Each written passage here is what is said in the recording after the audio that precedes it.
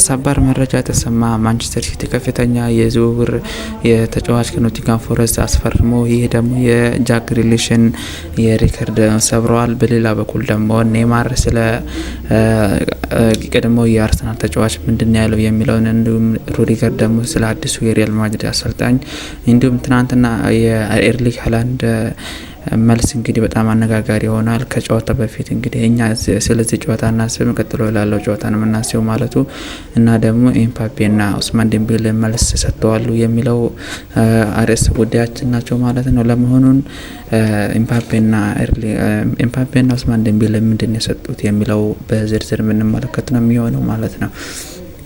ትናንትና እንግዲህ ኔይማር ወደ ጨዋታው ገብቷል። ትናንትና ብራዚል ተጫውታ ነበር። በተጫወቱበት ጊዜ ደግሞ የቀድሞ አርሰናል ተጫዋች ስለ ኔይማር የተናገረው እንግዲህ 90 ደቂቃ ሙሉ ጨዋታውን መጫወት አይጠበቅብህም፣ የሚጠበቅብህ 20 ደቂቃ ብቻ ከተጫወትክ በቂ ነው።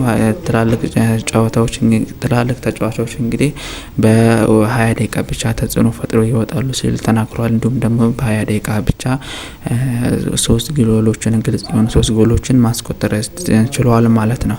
ይህ እንግዲህ ለኔይማር እንግዲህ ለብሔራዊ ቡድኑ ትናንትና ገብቷል ማለት ነው። አንቸሎቲ ደግሞ ስለዚህ ተጫዋች ሲናገሩ እንግዲህ እሱ ጉዳት ላይ ነበረ፣ ግን ተመልሷል በራሱ ፍላጎትና በጣም ከፍተኛ ፍላጎት ስለነበረው ወደ ብሔራዊ ቡድኑ ተመልሷል ሲሉ ተናግረዋል ማለት ነው። ይህ እንግዲህ ተጫዋች እንግዲህ ወደ ብራዚል ብሔራዊ ቡድን መቀላቀሉና ለብሔራዊ ቡድን እንግዲህ ከፍተኛ መነሳሳትን እንደፈጠረለት ይነገራል ማለት ነው። ለመሆኑ ኔይማር ከዚህ በኋላ ለብሔራዊ ቡድኑ ምን አይነት ተጽዕኖ ይፈጥራልና ለተጫዋቾቹ ደግሞ ምን አይነት ሞራል ይሆናቸዋል የሚለው ይጠበቃል ማለት ነው። ይህ ጨዋታ አጥቂ እንግዲህ በጣም ከፍተኛ ጉዳት ውስጥ እንደነበረና አቋሙ ልክ እንደነበረ የሚታወስ ነው ማለት ነው። ከዚህ በኋላ እንግዲህ ጥሎ ማለፍን እንደሚሰለፍ ይጠበቃል ማለት ነው። ብራዚል እንግዲህ ጥሎ ማለፍን ኔይማርን እንደምትጠቀም ይጠበቃል ማለት ነው። ኔይማር እንግዲህ ለብሔራዊ ቡድኑ እንግዲህ ምን አይነት እንቅስቃሴና ምን አይነት ጨዋታ ያሳየናል የሚለው ይጠበቃል ማለት ነው። በሌላ በኩል ደግሞ ትናንትና የተሰናበተችው አርዳ ጉለር ስለ ቱርክ ሲናገር ቱርክ እንግዲህ ትናንትና ተሰናብታለች፣ እንዳለመታደል ነው ተሰናብታለች። በመጀመሪያ ጨዋታው እንግዲህ በመጀመሪያ ላይ የተሰናበተችው ሀገር ሆናለች ቱርክ እንግዲህ ባለፈው ማለት ነው። መሰናበታ ብቻ ሳይሆን ደግሞ አርዳ ጉለር እንግዲህ ስለዚህ ስለ ቱርክ ሲናገር ስለተሰናበቱበትና ሲናገር እንዲህ ሲል ተናግሯል። እኛ አልተጫወትንም፣ ስላልተጫወትን ነው የተሸነፍነው ሲል ተናግሯል ማለት ነው።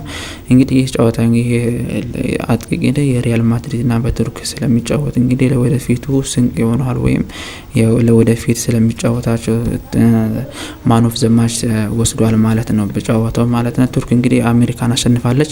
ስታሸንፍ ደግሞ እሱ ማን ኦፍ ዘ ማች ነበረ ማለት ነው። እንዳለመታደል ነው ግን ቱርክ ተሰናብታለች ማለት ነው። በመጀመሪያ ሀገር የተሰናበተችው ሀገር ሆናለች እንዳለመታደል ነው። ከዛም በቀጠል እንግዲህ አርዳ ጉለር እንግዲህ እኛ አሽጉሮኛ ጋር ነው የሚቀርብን ትችት ሁሉም እንቀበላለን ሲል ተናግሯል። ከዛም በኋላ እንግዲህ ቱርክ 3 ነጥብ ይዛ ወደ ሀገሯ መመለሷ የሚታወስ ነው። እንግዲህ ተመልሳለች። ቱርክም እንግዲህ መጀመሪያ የተሰናበተችው ሀገር ሆናለች ማለት ነው። እንግዲህ በሌላ በኩል ደግሞ አንቶኒ ሩዲገር እንግዲህ ስለ አዲሱ አሰልጣኝ ሲናገር ይላል ሪያል ማድሪድ እንግዲህ አዲስ አሰልጣኝ እንደቀጠረ ይታወሳል። አዲስ አሰልጣኝ ቀጥሯል ማለት ነው። ስለዚህ አሰልጣኝ ሲናገር ደግሞ እኔ ከሱ ጋር ለመስራት በጣም ጓጉቻለሁ ሲል ተናግሯል ማለት ነው። ስለዚህ አሰልጣኝ እንግዲህ ሲናገር በጣም ከሱ ጋር ለመስራት ጓጉቻለሁ፣ ይህ ትልቅ አሰልጣኝ ነው፣ እኔ ከዚህ አሰልጣኝ ጋር ለመስራት በጣም ትልቅ ደስታ ነው የሚሰማኝ፣ ትልቅ ክብር ነው ለኔ ሲል ተናግሯል ማለት ነው። ይህ የዓለም ዋንጫ ያልቃል፣ ከዛ በኋላ እኔ ደግሞ ከሱ ጋር ሰራለሁ ሲል ተደምጧል ማለት ነው። እንግዲህ እንዴት ይሰራል የሚለው ይጠበቃል ማለት ነው። ይህ እንግዲህ ሩዲገር እንግዲህ ባለፈው አንቶኒ ሩዲገር የ1 አመት ውል ማራዘሙ ይታወቃል ማለት ነው።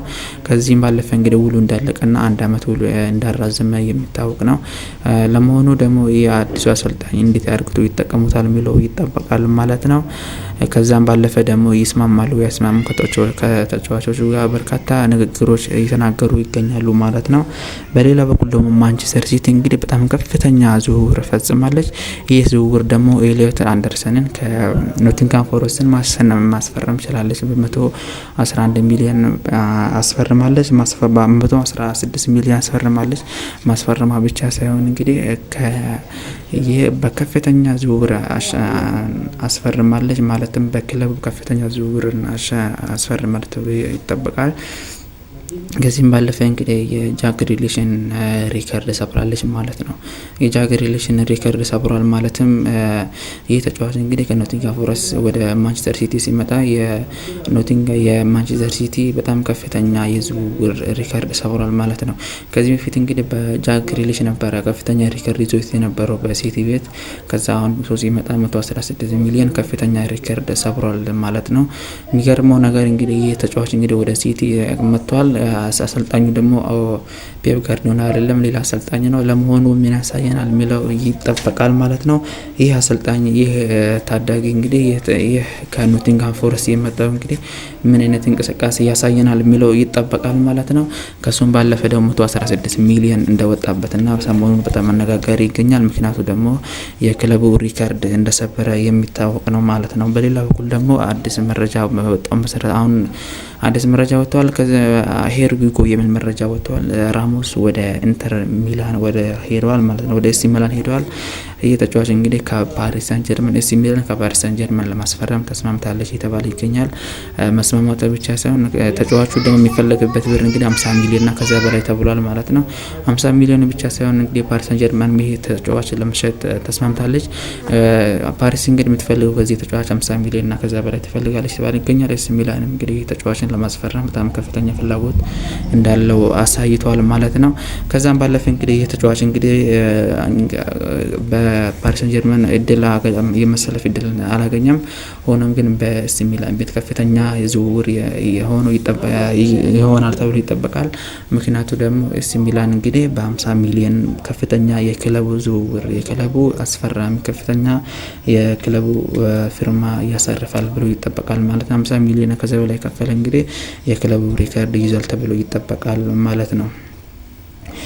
እንግዲህ ይሄ ተጫዋች እንግዲህ ከዚህ በፊትም ሩበን አሞሪም የሚፈልገውት ነበረ። አሁን የሚፈልጉት ይገኛሉ። ነገር ግን እሱ ወደ ኤሲ ሚላን ፍላጎትን ካሳየ በኋላ እንግዲህ ወደዛ ይሄዳል ተብሎ ይጠበቃል ማለት ነው። እንግዲህ ከዛ አሁን ተፈራርመዋል። እዛ ይገባል ተብሎ ይጠበቃል ማለት ነው። ትናንትና በተደረገው ጨዋታ እንግዲህ ኖርዌይ ከፈረንሳይ ባደረጉት ጨዋታ እንግዲህ ፈረንሳይ ኖርዌይን 4-1 አሸንፋለች። ያሸነፈችበት ደግሞ ኦስማን ዴምቤሌ ግብ ማስቆጠር ችሏል።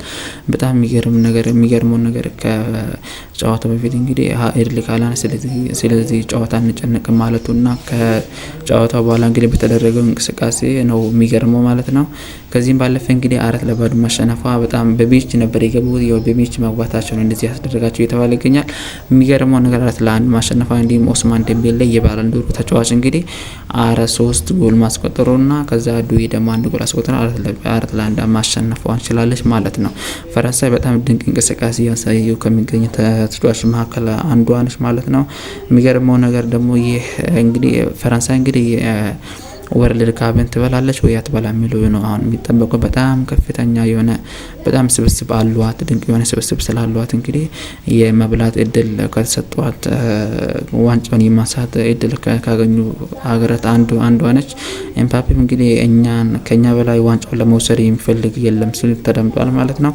በሌላ በኩል ደግሞ የአሜሪካው ተጫዋች እንግዲህ አሜሪካ ባለፈው በቱርክ 3-2 መረታቷ ይታወሳል። ከዛም እንግዲህ እሱ እንደ ሜሲ ኤምባፔና እንደ ኤርሊንግ ሃላንድ እኔ አይደለሁም እኔ እንደዛ መሆን እችላለሁ እንደዛ እኔ በደም ከሰራው እንደዛ ሆናለሁ ሲል እንደዛ መሆን እችላለሁ ሲል ተናግሯል ማለት ነው። የሚገርመው ነገር የተጫዋች እንግዲህ በጣም ከፍተኛ አገልግሎት እየሰጡ ከሚገኙ ተጫዋቾች መካከል አሜሪካ ብሔራዊ ቡድን እንግዲህ ይገኛሉ። ባለፈው በጣም 3 ግቦችን ማስቆጠር የቻለ ተጫዋች ነው ማለት ነው። እንደነሱ መሆን እችላለሁ ጠንክሬ ከሰራው ብሏል ማለት ነው። የሚገርመው ነገር እንግዲህ የተጫዋች በዚህ ሁኔታ ቀጠለ እንግዲህ የመሆን አዲስ ትውልድና አዲስ ኮከብ ይፈጠራል ተብሎ ይጠበቃል ማለት ነው። እና የተጫዋች እንግዲህ እንደዚህ ማለቱና እንደዚህ ካለ በኋላ ደግሞ ምን ያሳየናል የሚለው ነው ይጠበቃል ማለት ነው። አሜሪካ ብሔራዊ ቡድን እንግዲህ ወደ ጥሎ ማለፍ ተቀላቅላለች። ከዚህም ባለፈ ደግሞ በቱርክ መሸነፏና እናስታውሳለን። ቱርክ ደግሞ ከዛ ከዓለም ዋንጫ ውጭ ሆናለች። ሆኖም ግን አሰልጣኙ እንግዲህ የኛ እንሸፍናለን ሲሉ ተናግረዋል ማለት ነው። የነበሩብን ክፍተቶችን ሸፍነን እንግዲህ ወደ ጥሎ ማለፍ እንገባለን። ተስተካክለን ከሱ በተሸነፍንበት እንግዲህ ትምህርት ወስደን ወደ ጥሎ ማለፍ ስንገባ ክፍተቶቻችን አስተካክለን እንገባለን ሲሉ ተደምጧሉ ማለት ነው። እንግዲህ ከዚህ በኋላ ምን ያሳዩናል ምን ይጠበቃል ማለት ነው።